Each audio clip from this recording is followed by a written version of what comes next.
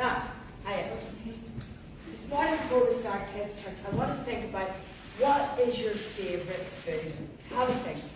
When I was little, recently my brothers and me, we'd be getting together and we'd be remembering things from years ago. So when I was little, and if it was my birthday, or any one of my family, if it was our birthday, we got to choose what we wanted for dinner. Okay, so you might go out for dinner and do all sorts of fancy things nowadays, but the best my mum could come up with was we got to choose what was for dinner. Now I guess a lot of people on this side of the room don't come from Northern Ireland, so you might not even know what this is, but I always chose champ. Now for anybody who doesn't know what champ is, it's a great big pile of potatoes and it has scallions to it, but the best part of champ, buried in the middle of this big pile of potatoes, is at least half a pound of butter. And when it melts and goes all oozy and gooey and yummy, that's what makes the champ good. Not very good for you, but that's what made it good, and that's what I chose. So, I guess if I was to ask you what was your favourite thing to eat, I'd probably never heard of it, except I know what Blessing's favourite thing to eat is. I might not say this right, but I hope I said that enough for you to recognise it. Blessing's favourite food is sad. That's fine. I got it right. I'm Robert's now too. I'm Robert. We didn't mind it either. So hands up here, who likes sad? Hands up, who likes champ? Great stuff. But you can tell me later what your favourite foods are, because I said, if you tell me them now, I probably won't really know. But tell me something. Who likes to eat pizza? Amen. See? Pizza's a popular choice. What about the Chinese takeaway? You like Chinese? Yeah. Okay. So we've even got the African side of the room on board with this. That's great. That's good. Now, there's one in here, I'm sure we get lots of hands up. McDonald's! Right, I'm going to recite everything. We're going like any kind of food you can imagine. Or like, I really need a bigger table, but anyway, that's what I'm here for now. Okay, so those might be our favourite foods. But I guess your mummy wouldn't really let you eat McDonald's every day. No. You might like to. I'll tell you what though. You see, if I was the Queen, I would make a law. Maybe you have to be a politician to make a law. Well, anyway, I would make a law. And the law would be this. Every Monday, you must eat pizza. Every Tuesday, you must eat Chinese takeaway. Every Wednesday, you must eat McDonald's. And that's what my law would be like. And every day, you have to have ice cream and chocolate. Who agrees with me? Who would vote for me? But you know, you really shouldn't have ice cream and chocolate every day. And you shouldn't have ice cream and chocolate for breakfast. But sometimes I've seen that happen, but we'll say nothing more about that.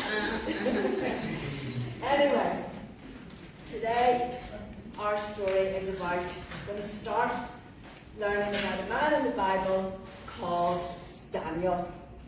Now, Daniel was from the land of Judah, and that was part of Israel, where people knew about our God. And Daniel and his friends, they loved God, and they worshipped God, and they always tried to follow God's laws. Now, at this particular time, Daniel and his friends and lots of other people from their country, they were captured and taken off to another country called Babylon. And we've heard of things like that happening before. If you remember, just a few weeks ago, we were talking about Naaman and the little girl who came from Israel. She was captured and she ended up working for Naaman and his wife. So Daniel and his friends, they were part of a group of people who were captured and brought to the country of Babylon. Now the king of Babylon, King Nebuchadnezzar, he wanted to choose some of these new people to come and work for him. But he didn't want just anybody. He wanted the tallest, the strongest, the fittest, and the most handsome one to come and work for him. And if they came to work from him, that wasn't the end of it. You see, these people weren't from Babylon, so they had to start to learn all about the things of Babylon. They had to learn the language, they had to learn about the laws and the customs. And most of the people in this side of the room will know what that's like. You come to a strange country and you need to learn all about it. Well, it was going to be especially important if these people were going to end up working for the king, then they were going to have to learn about it. So what happened was the king set up what we're going to call Royal College.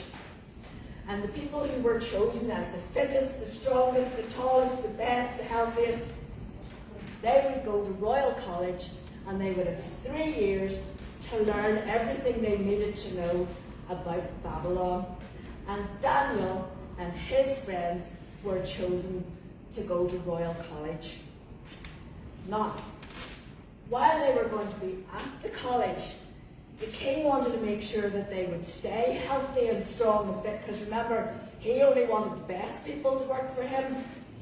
So he put some people in charge of all the students and he said to them, what I want you to do is, every day when they're at Royal College, I want these people to eat the food that comes from my kitchen. I want them to eat the best food, because at the end of the 3 years, I still want them to be strong and healthy and fit and able to work hard for me. And also, while they're there learning, I want their minds and their brains to be alert so that they're able to study and learn everything that they need to. So you would think that Daniel and his friends, okay, they were going to have to do some hard work and studying, but you would think that they would be looking forward to the good food, wouldn't you? Because let's face it, I don't know what the king's favourite food would be, but you can be sure if you were the king, you would only eat things that you liked. Nobody would make you eat anything you didn't like, sure they wouldn't. And also, the food that the king would eat would be the best quality. It would be great food, and it would be prepared by the best chefs in the country. So you would think that Daniel and his friends would look forward to that part of it, wouldn't you? Trouble was, that did give Daniel and his friends a problem. You see, Daniel and his friends, like we said before, they wanted to follow God, and they wanted to follow his laws. But at that time, God had given very clear laws about food. And some of the laws even included what foods and what type of things they weren't allowed to eat. And now they were in this country, Babylon, where people worshipped false gods and idols. And sometimes what they did was people brought the best produce, best crops from their farms, and they made sacrifices to false gods. They sacrificed to idols. And when the sacrifice was over, sometimes rich people could come and buy that food. It was good food. And sometimes rich people would buy it, take it home and eat it.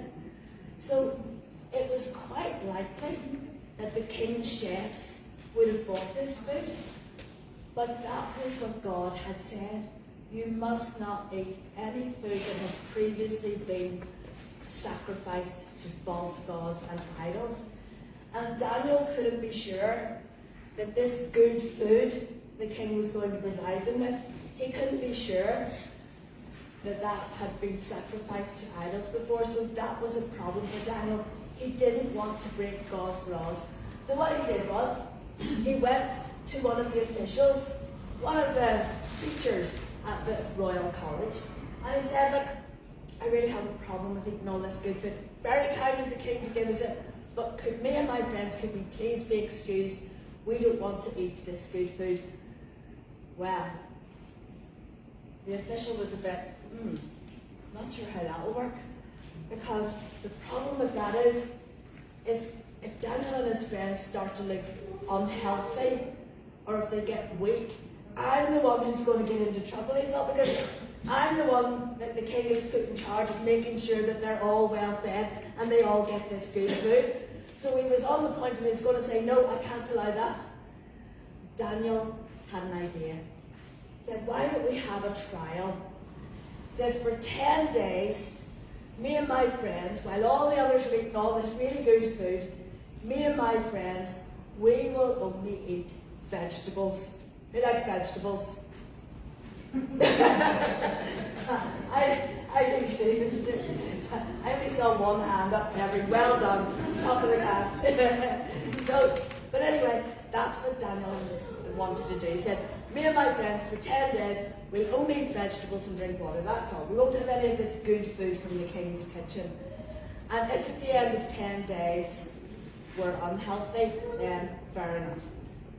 So the guard and the official agreed to that. So the first day came when they were supposed to be eating all this good food.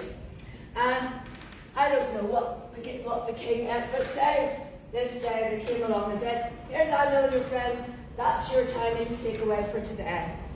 Daniel said, no thank you, I'd rather have some broccoli. Okay, so next day, maybe it was pizza day. So the officials came along and said, Daniel and your friends, this pizza is between you.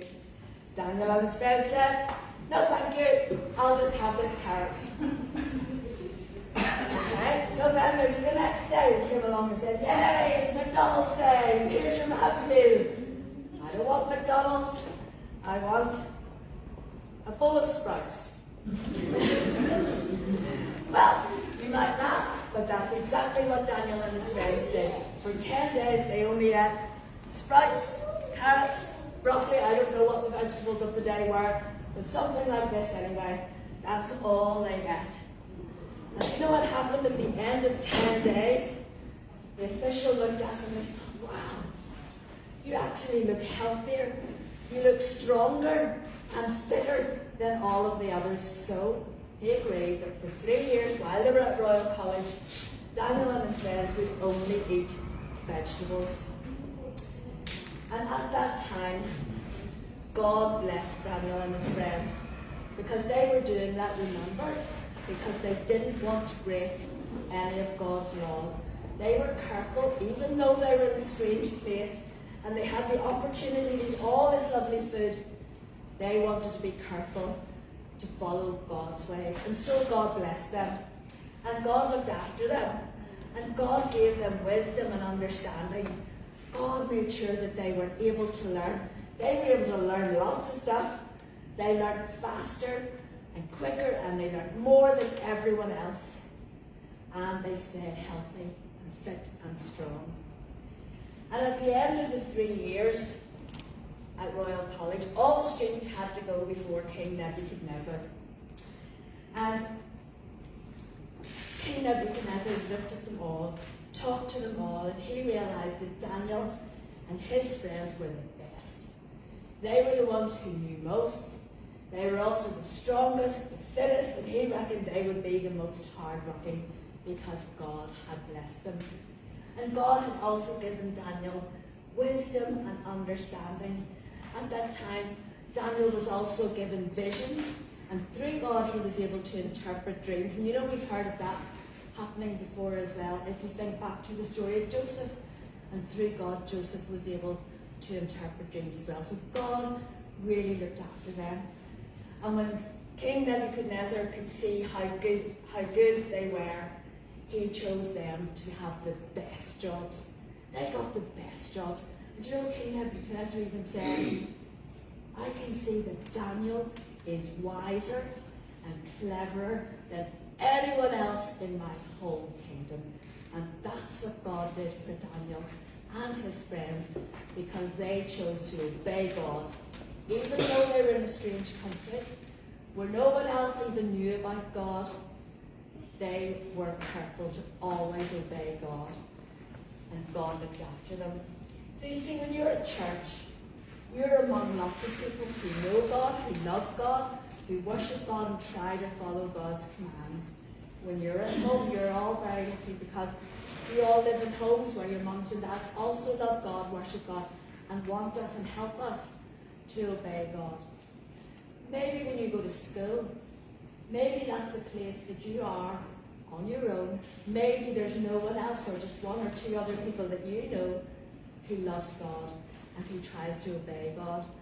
So we can learn from Daniel today. It's important even if there's no one else around following God's commands, it's important that we still honour God, love Him always, worship Him, and follow His commands, even if we're the only one. And sometimes that means that we have to be very brave to do that. We have to be bold, we have to be strong, and like I've guessed it, be bold, be strong, okay? And you probably need to stand up for a kid, because there's part of it where you have to change your walk, and no, you don't have to. Be bold.